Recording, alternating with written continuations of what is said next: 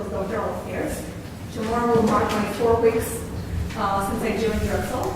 But I'm coming back because I'm a Drexel alum. I did my PhD in electrical engineering here. So I'm happy to be back and to see how we'll be going. And today we're going to talk about individual development plans.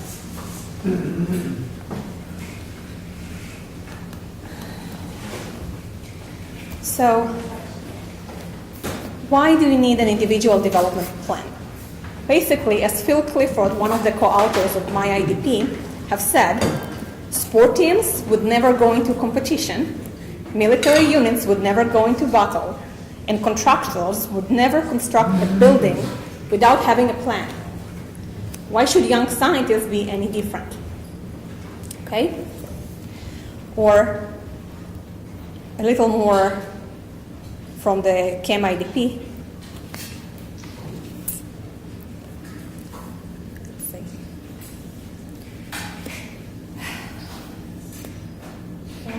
Can we duplicate the screen? Is there anybody from IT here? Because I don't see what the message that it gives me over there. How do I play the video?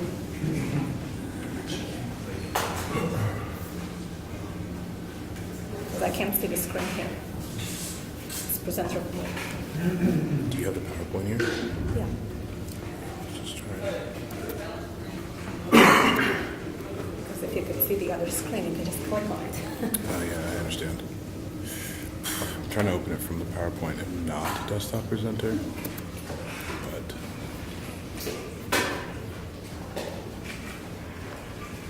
yeah, maybe we should just exit desktop presenter. Give me a second. Go on the other.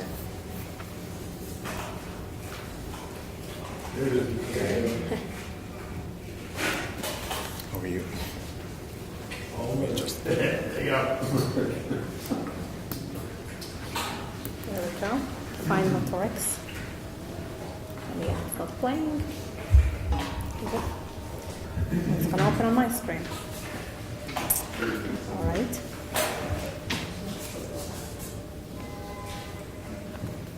You probably heard your parents. I got a job right after you. Well, things have changed since they crashed. Can you drive it? In fact, things have changed. I'm working on it. Yep. You probably heard your parents say, I got a job right after I graduated. Can't you? Well, things have changed since they crashed. Right? Okay. Just try that again. You probably heard your parents say, I got a job right after I graduated. Okay, Can't can you? you? Well, things have Just changed exit since from the they desktop crashed. presenter. Right? In fact, things have changed in the past 5 years. Anything you can do to help. You probably heard your parents say, I got a job right after I graduated. Can't you? Well, things have changed since they graduated. Right? In fact, things have changed in the past 5 years. A career path in chemistry.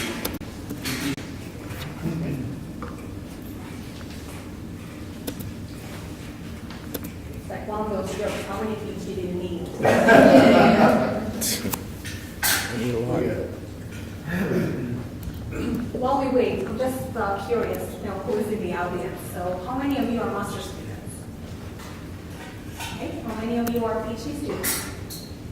Okay, how many of you are postdocs? Any faculty? Anybody who I didn't mention? All right. So from the little survey, I only have 11 people who actually RSVP and answered the survey. I know that the majority of you are not required to build an individual development plan, correct? Correct. All right, so I'm really happy that you're here because I'm going to convince you that each and every one of you needs to have one, regardless whether or not it's required by the department. And those of you who are required to do this, don't speed up because you have to do this, but actually take time to really assess what it's for. Oh, I have a video. Great. Thank you very much. I got a job right after I graduated. Can't you? Well, things have changed since they graduated, right?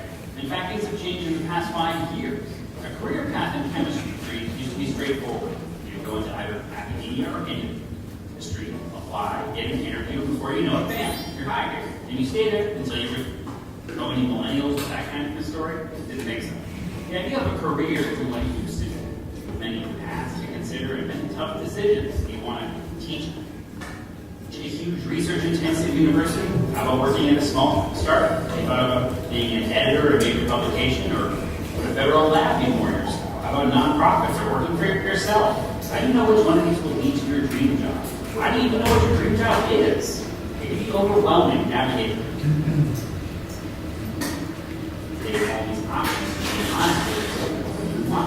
With the right tools and introspection, you can decrease the amount of time and energy you need for your career search and find a job that's perfectly aligned with your skills and interests and values. That's where the American Chemical Society's ChemIDP tool can help you. It's an individual development plan designed by chemists for chemists to help you plan your career path. ChemIDP can equip you with tools, knowledge, and confidence you need to explore numerous careers, assess yourself, strengthen your skills, and set goals. Then you can well on your way to landing your ideal job and getting your parents off your back. Right, so basically that's the motivation. Stop. Do not. Okay. Now.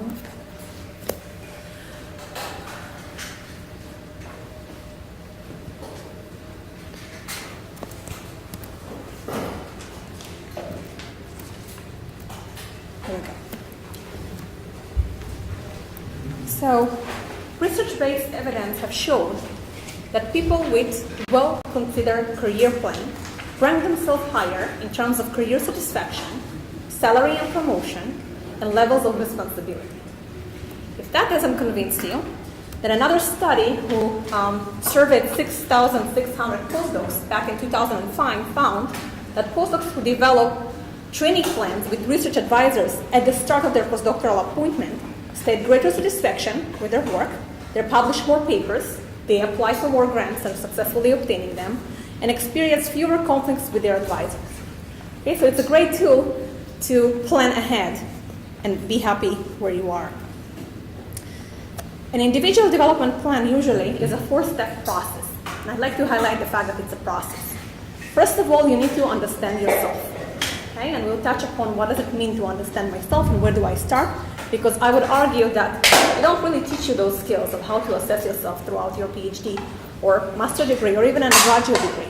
So you kind of have to start and know where to begin. Once you know yourself, you know what you want, you know what you can do, you're going to apprehend the breadth of career paths available. So basically, you're going to ask yourself, what can I do with a master degree or a PhD degree or after a postdoc? Where can I fit my skills and so that it will be aligned with my interest? Once you know what you want, if you have plan A and plan B, you're going to set goals to prepare for the desired career path. Okay, so it's a process, it takes time. And then you're going to start implementing your goals. So, and if you have any questions, feel free to feed them right away. I want to stress again, it's a process, okay? Because with time, things that you need and things that you want will change, okay? Whether it's a family situation that might change, or it could be that you need to, that you have a spouse who is also looking. You're fine, it's just the stream is not going to be up. Okay. So, once you have this assessment, it's not a one-time thing. You assess yourself, you find a career, you get land a job, and you stay there until you retire. It's not how it works. And with time, your needs are going to change as well. So you're going to come back to this process over and over again until basically you retire, more or less. Click the next slide.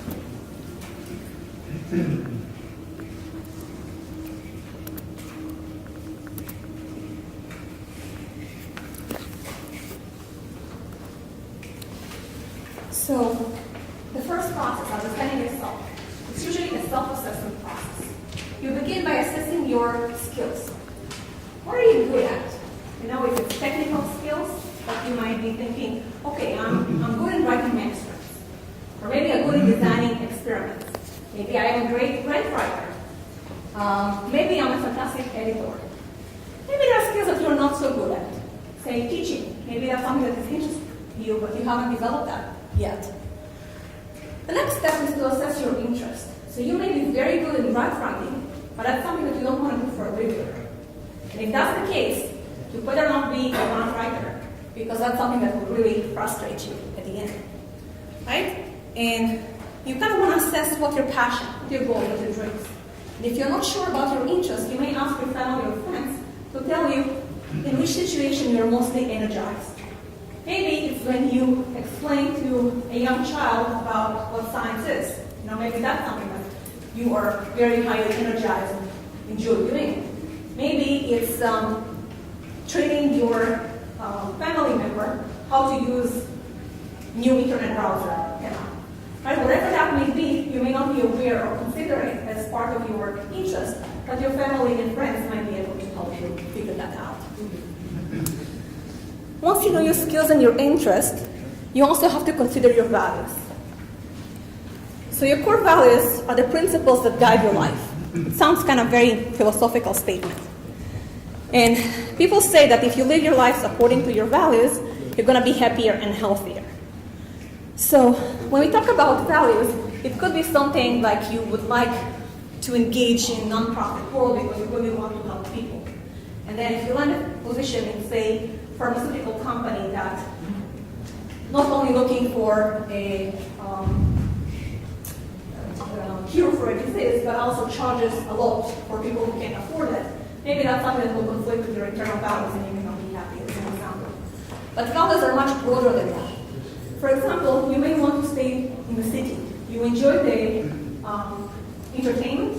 You want to stay in a busy environment, in a fast-paced area. And in that case, you may not want to go for a rural area, say, academic position. Right? So you kind of need to know. And sometimes your values are not only dictated about what you want or what you believe in, but also your family members that can indicate what you need and where you need to compromise.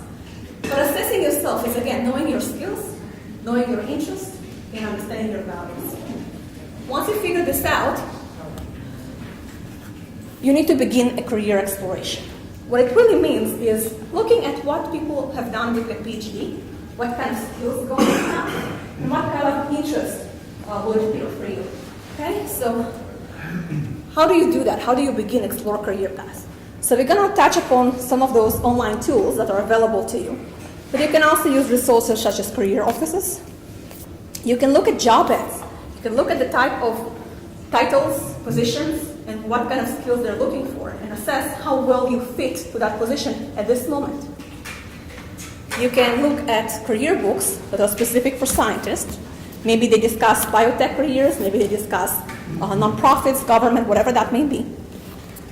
Even more importantly, you need to network.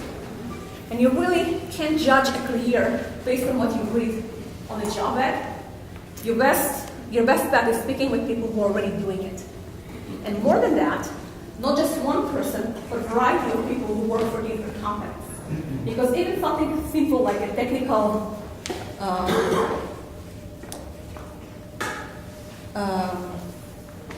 say technical evangelist, technical application specialist in a company like life sciences will be very different than a company that produces microscopes, right? So you really want to understand what kind of things they do. So speaking with them, this is one of the tools, would be informational interview. How many of you know what an informational interview is?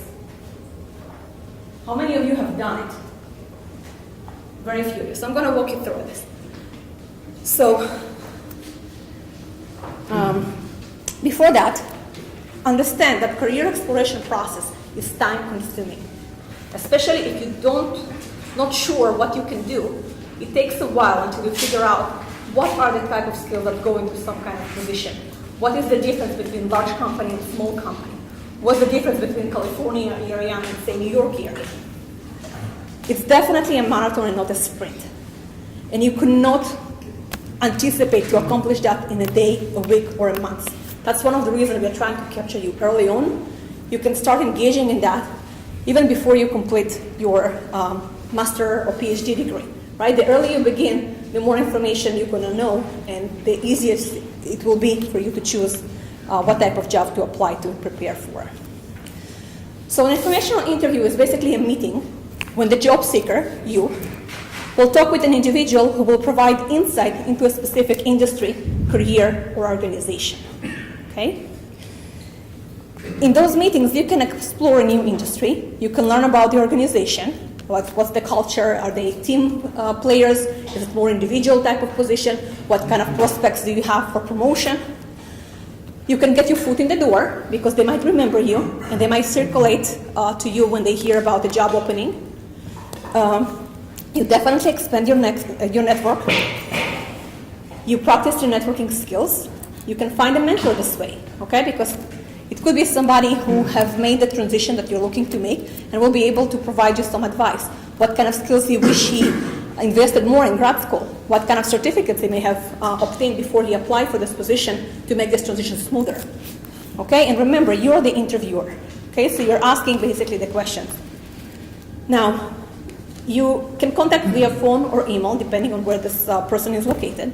And you need to state your clear intentions, that you're going to have a conversation, you're kind of interested in the transition in the career that he is, or the organization that he or she might be working for. You need to prepare questions ahead of time. Sometimes when you have this interview, you're going to click with the person who are you talking with, and it's going to be mostly a conversation. You know, you're going to enjoy it because it's really social and easy. And sometimes you don't click, and you kind of have to have those questions as a backup plan to make sure that you get the information that you need. Okay, so sometimes you won't go by script, but it's really, really helpful. And remember, so again, email, call, or in person.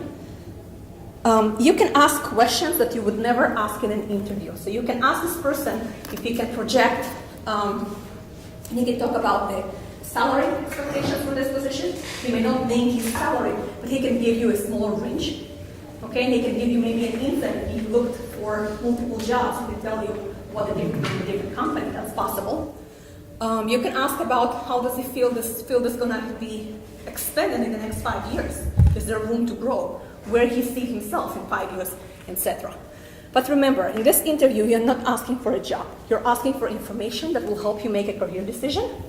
It doesn't mean that he may not say, hey, we're actually looking for somebody in my department. Would you mind sending me your CV? That happens, but you never ask for that. So, most importantly, in the end of this conversation, you're going to ask this person if he thinks there is another person you should connect with. Okay, because this person is going to provide his insight and his perspective on this industry. It could be somebody who works for a different company. And this is an easy way to expand your network. You should always write a thank you note or an email saying, hey, Dr. somebody, thank you very much for your time. I really enjoyed this. I really think I'm going to follow your advice in doing A, B, and C, perhaps. And then keep in touch. You know, you can update him 6 months from now. Hey, I'm about to graduate. Just want to tell you, like, this is what I did. I followed your advice and I've done this and this and this. Just wanted to let you know. Or maybe you come up with a article that may be very interesting to this person, or a blog, you know, or something that you found out about the company. Say, hey, have you seen it? I saw this and I thought of you. And again, once again, thank you for your help. Okay, so this is for the career exploration. Now, exploring your career, like knowing what you want to do, is not enough. You really, really, really have to make a plan and set a goal. So when you look at all the career options for a PhD or a master degree professional, there's a lot of them. And you really have to narrow them down. So exclude the ones that don't fit your interest. Exclude the ones that you feel that the skills that you have you may not be able to build them in the next year or two. Okay, whatever that may be. And identify even the ones that you feel that you may not have a strong skill for them, but you really, really want this job. If you know this, we can help you build a plan and how to enhance those skills, but knowing what you want to do is actually a big step. So once you have your plan A and plan B, you need to determine what skills you need to develop to be competitive. To do that, you have to look at job ads and see what you're looking for. And also use the information that you obtain from informational interviews. Is there a certificate that you have to gain? Maybe they're looking for leadership experience and you don't really have it yet. So maybe joining an organization would be a great plan. And remember, those goals have to be SMART, which basically means specific, measurable, action-oriented, realistic, and time-bound.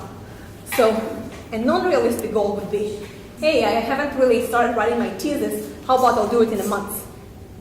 It's not very specific. More specific goal would be, I need to start writing the introduction. So I'm gonna read, 10 papers a week and summarize them.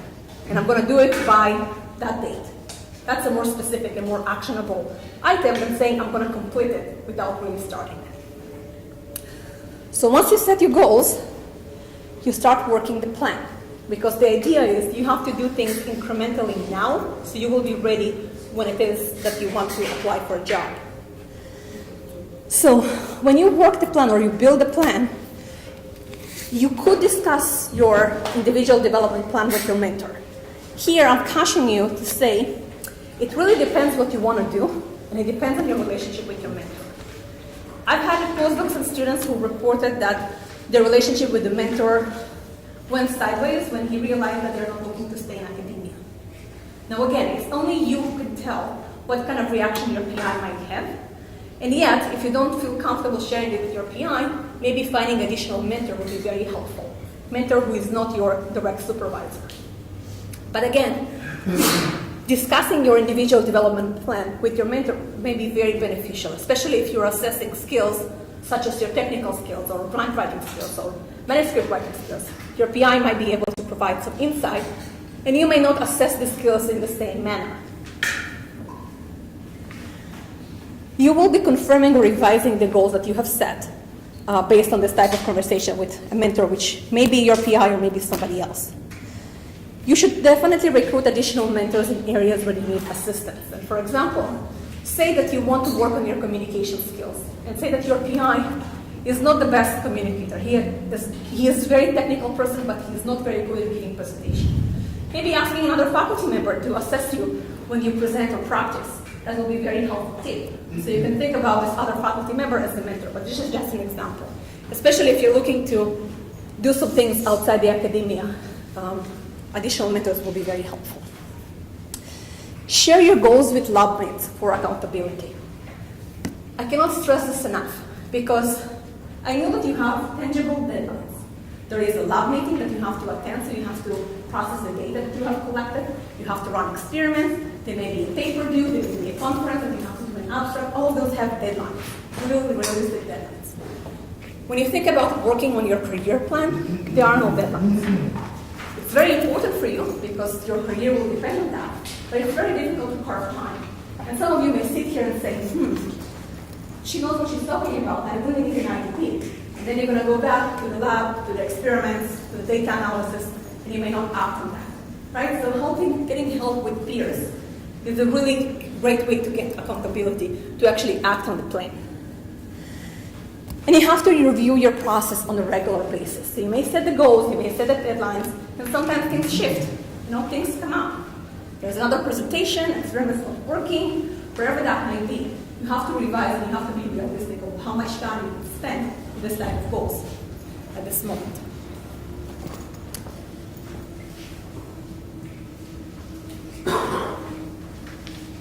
Do you have any questions so far for the elements of the IDP? And again, when you get to this work the plan, you still have to come back and assess your skills and your interests because life is dynamic, things change. You may get married and your spouse is looking to, or is going to be looking for a job in California. You never consider moving there by yourself. Or maybe the job that you start will require to go overseas and you're not comfortable with that. Whatever that may be, you have to assess your skills and interests and a plan on a constant manner. Please. One question I have is, I guess I feel a little bit of tension about the idea of an IDP because I think that if you plan too much, you could become blind to unforeseen options. I know you're touching on that a little bit, but to what extent do you think we risk not developing the right skills if we become too focused on developing skills for a specific future eventuality that may or may not come to pass? In the meanwhile, we could have been better served by becoming the most well-rounded person that we could in regards to our skills. So it's a great question. The question is, what if I narrow my options too early and I will be stuck in one direction that I may not necessarily should go through? So first of all, one of the when employees are looking for for employees, no matter what area you're looking for, they're really looking for people who are flexible. People who can adapt to changing situation. So you absolutely have to be open-minded. And I would say even more, say that you know now, or you feel that you want to be a PI, you want to run your own lab, say in a research institution, as an example. And many postdocs and graduate students enter their programs with that goal, and that's okay. I would still encourage you explore other types of careers, because you don't know what they are until you actually experience them. Whether it's a workshop that you attended, or a person who is actually doing this career and tells you how fun it is and what kind of skills, and you're like, that sounds really good. I think I can fit into that. Absolutely explore, and once more explore. However, not having a plan at all, it's too easy to get caught in all the day-to-day activities in your lab without having a trajectory of where you're going to go. And again, things will change in life. It will shape you from one place to another. There is a book called Designing Your Life, and they're stressing that there are a lot of ways that you can be happy. It's not just one career that is optimal career for each person. Each person may have different trajectories. Just need to prototype and experiment and revise and do it again and again and again. There is no one solution that will fit you. Different circumstances will throw you in one direction or the other. So definitely being open-minded and considering other options is a good idea. But otherwise, it's just overwhelming. So start exploring everything at once. So, would you say that, would you be comfortable saying that just having a plan, even if it has absolutely it does not at all match your ultimate destination, is valuable in and of itself and creates a condition of focus and of productivity, whereas you said the risk is getting lost in the weeds or in the day-to-day. Is that really what it is, just having a plan? It doesn't almost matter what it is. A plan, I would say, it's step number 3, right? Step number 1 that you really have to invest in is knowing yourself. Is really be honest with you about your skills. And I will show you an example of my IDP I performed.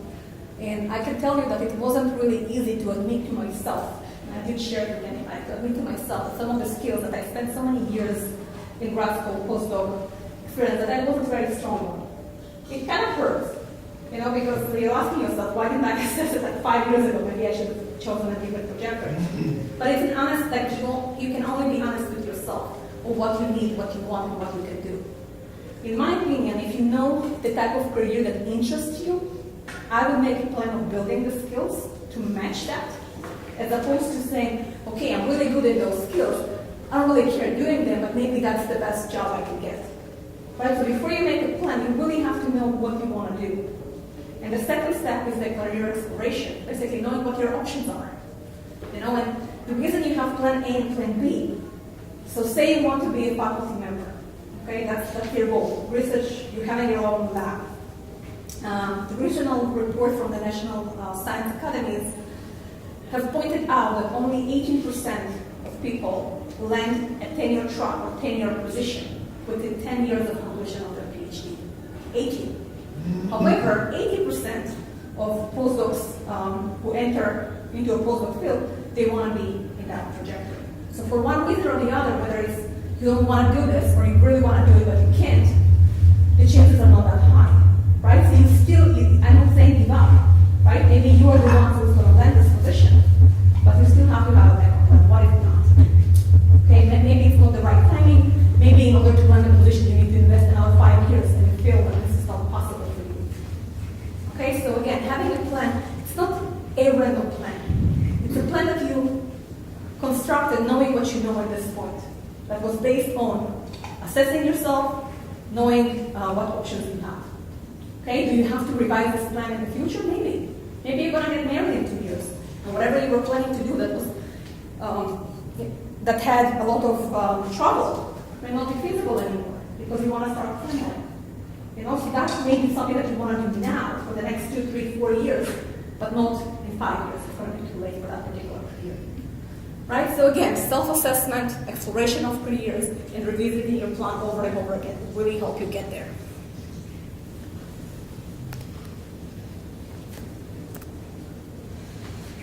So Drexel have a bunch of career development resources. This is just a small snapshot from what I remember as a student.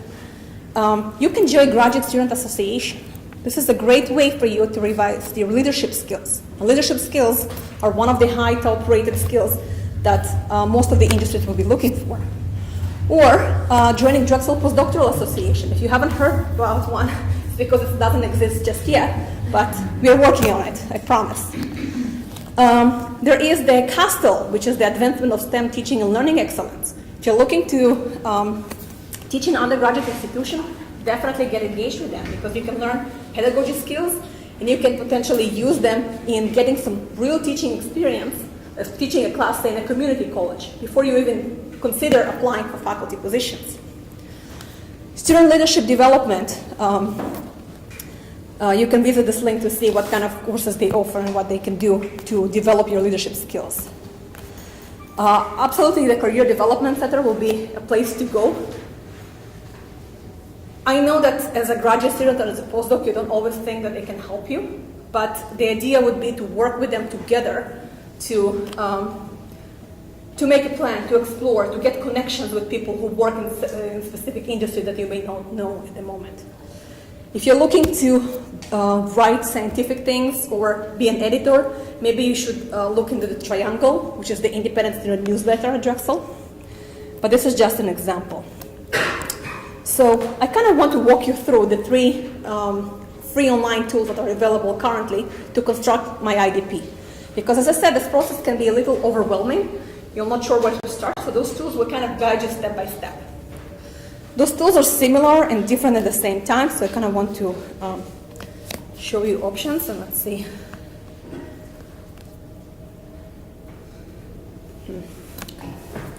Sorry.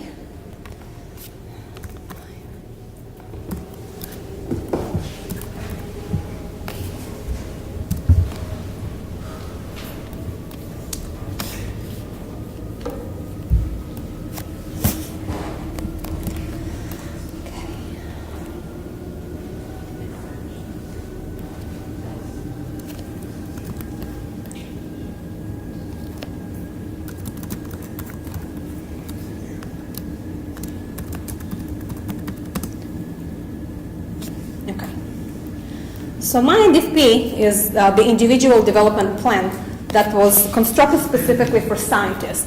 But it's useful, before we go, how many people are in the College of Arts and Sciences? How many College of Engineering? Graduate School of Biomedical Sciences? Humanities and Social Sciences? Okay. Chemistry? Okay. So this is one of the first tools that was constructed. What did I do? Did I click something? All right. So it basically repeats what I said. That you have to start with self-assessment. You're going to explore career options. You're going to set goals, and you're going to implement a plan, and you're going to self-assess, and you're going to go round and round about it. So when you go to the skill assessment, it gives you some tips of how you should proceed. And then it basically lists a bunch of skills that you can rank from 1 to 5. Now again, I came to this IDP, my IDP tool relatively late in my career. I was a third-year postdoc, and I never heard of this tool before. And again, I can tell you that it wasn't really easy to assess some of those skills and be honest with myself that I didn't build them well enough while I was in grad school or as a postdoc. So consider yourself warned. But it goes by categories: scientific knowledge, research skills, communication, professionalism.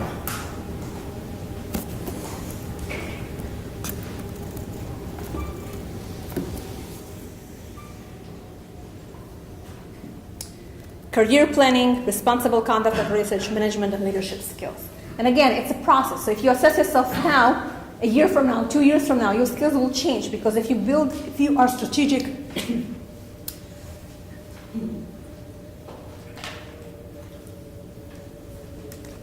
if you are strategic about building skills that you are lacking for the careers that you are interested in, you will build them, you'll get there. So basically, you do this assessment, you select whatever numbers, and then you move to the second piece, which is the interest assessment. And the interest assessment includes things like designing experiments. Is that something that you enjoy? I personally like designing experiments, but I don't really necessarily like doing them in the lab, especially if it requires a lot of pipetting and doing it over and over and over again until you succeed. That's not my thing. Analyzing results, planning scientific projects, writing scientific manuscripts, creating presentations, preparing data and figures, right? Is that something that you like? Discussing science with others, attending conferences or scientific meetings, writing about science to non-scientists, analyzing financial data or budgets, serving on committees, work-related travel, right? So really, really, really different things. What do you like to do? What do you enjoy?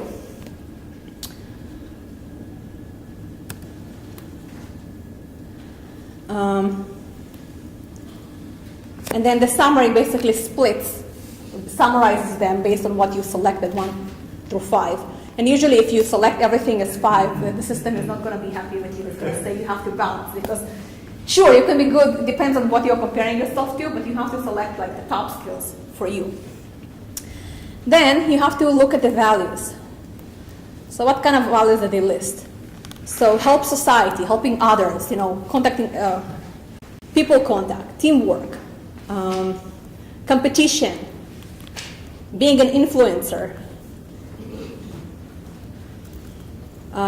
working alone or working with a team, being an expert, getting a nice title, job security, location, professional development, work-life balance, right? You name it. All of them are here.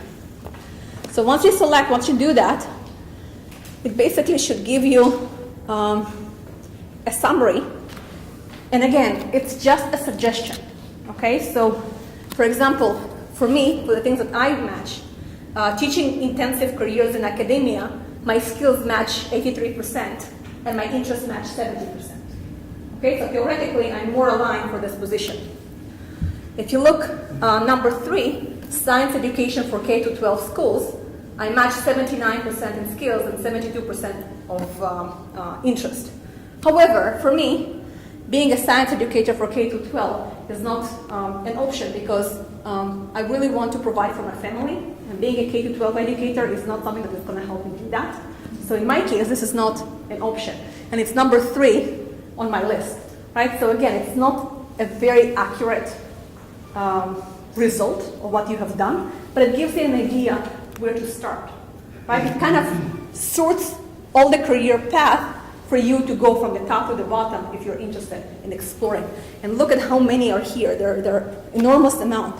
That's why it takes a long time to get to all of them. So there is science education, intellectual property, science policy. One of the things I match pretty well is sales and marketing of science-related products. Research administration, business of science. Okay? So this still also gives you option to read about careers. And it points you out resources, and you can make, so say again, if I'm interested in sales and marketing, I can click here and say read more, and it gives me some idea of articles and books, etc. So I have to kind of go and explore. Now, if you're not a person who really wants to read the books, start speaking with people. Start speaking with somebody who already has this position. He's going to give you a lot of insight of what he does in the day-to-day position, because sometimes there is a title. How many of you know what a dean of graduate college does? Like in the day-to-day activities, like on the really imagining yourself doing this job. It's a title, right? You understand it's a title, it's a high title, but you don't really know what it is, right? And maybe at Drexel, the dean of graduate school, will be very different than the dean of graduate school at Thomas Jefferson University, which is the medical school.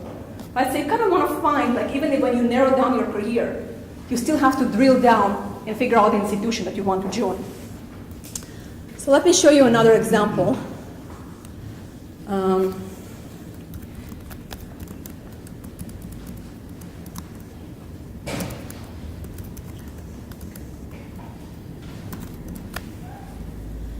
So a second tool is Imagine PhD. This is the newest tool that was developed. It was designed for social science and humanities, but there are interesting job families that I really encourage you to explore.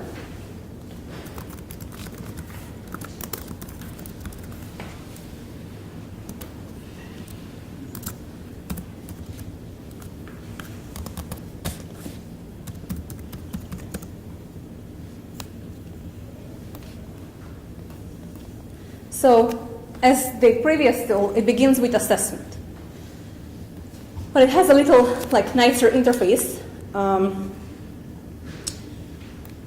You take interest assessment, you take skill assessment, you take value assessment.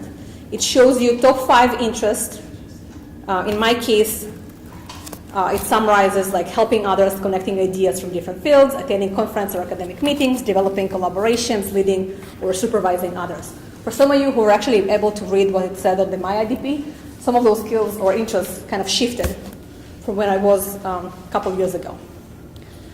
So then you build your skills, you get your values assessed, and then the things that I like the most is the job family pieces. So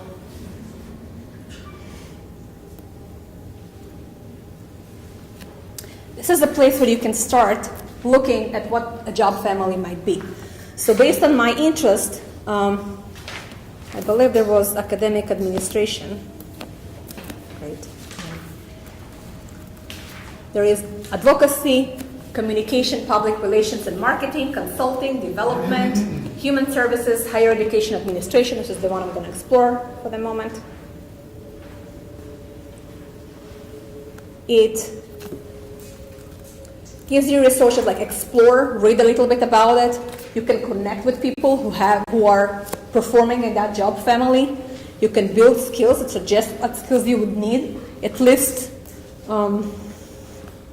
what skills are fitting for different jobs. So they have sample job description, which is really helpful. It also connects you to currently available positions if you wanted to look into them and basically screen what kind of skills they list. They have video profile stories from the field, so even before you begin to contact people that you know, you can get an idea of people who work in this field.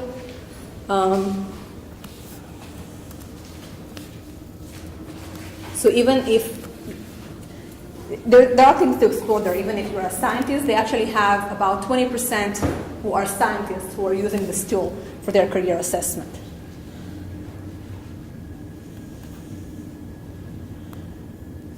Once you've done this, it helps you create a plan. And you can use this plan to share with career service professionals, so it can help you walk through that. You can share it with your PI if you're interested, but this is a confidential tool, so only you control who can see what you do and who don't. It can send you reminders, it can send you graphs and things like that, etc. So another free tool that helps you basically step-by-step process of where do you begin, how do you go. Okay? There's also individual development plans that may be like a paper form, 2 pages. Some schools are using it. It's their guidance. It doesn't really matter where you start. The idea is the same. You have to have a plan in order to be successful. You have to have a goal. You have to start working at it step by step, incrementally, until you're ready to do it. Because landing a job when you submit your dissertation or your thesis and expecting to have a job the next day won't work if you haven't done the preparation ahead of time. And this process can take up to a year or more. And it's very, very frustrating when you know that your stipend is ending and you have to go somewhere, there is nowhere to go. So in order to avoid that, you really have to have a plan, and you have to take a crack at it every single week based on your schedule. If you know that you have to go to a conference and there is no way you can fit it in the schedule in the next month, it's okay, but plan to compensate for that the following months. Okay, you have to really schedule and put it in your calendar in order to be successful. Last tool that I'm going to demonstrate is ChemIDP.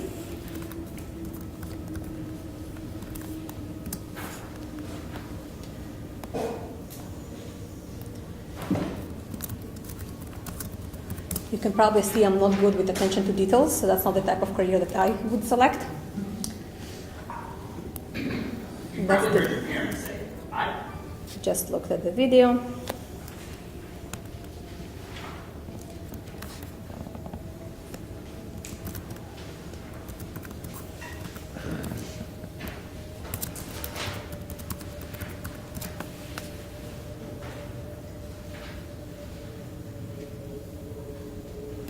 So, similarly, it looks at assessing yourself. And basically, the ChemIDP guides you. You don't have to start in a specific location. You can start anywhere in the process. If you're not actually, if chemistry is not your major, you may not find all the skills are very helpful. But looking at the professional skills would be more helpful, like problem solving, personal effectiveness, interpersonal skills, operating skills. That will give you an idea where are the areas that you want to improve. And again, you're doing it for yourself. Okay, don't think about it as a tool that you might need to submit to your program. Your best bet is to do it for yourself. You don't have to cheat and say that you have a skill that you should definitely have, but you're not feeling comfortable about. It's not going to help you to make a decision on where to proceed. Okay, so this is something that you do honestly with yourself. If you need some help, you can share it with your friends and say, hey, how did you do? You know, I didn't score very highly on writing grants. How about you? Right, so you kind of have this idea of what you can do next. So lastly, I basically list, if I can get this.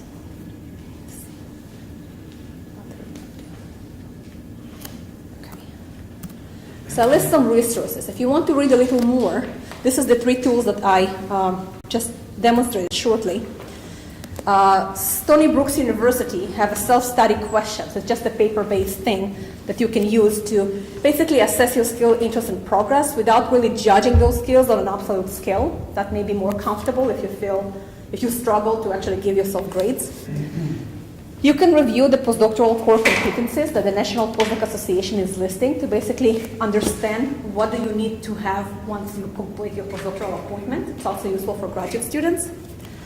There are other resources that give you similar tools, articles, etc. So I kind of want to know if you have any questions. If you think about questions later, you feel free to contact me. But also if you feel like trying this individual development plan, you don't want to share it with your PI and you want feedback on it, feel free to contact me. I'm happy to provide feedback on that. And remember, it's a process. It takes time, it takes investment on your side, and it's something that you absolutely must do in order to be successful. Thank you.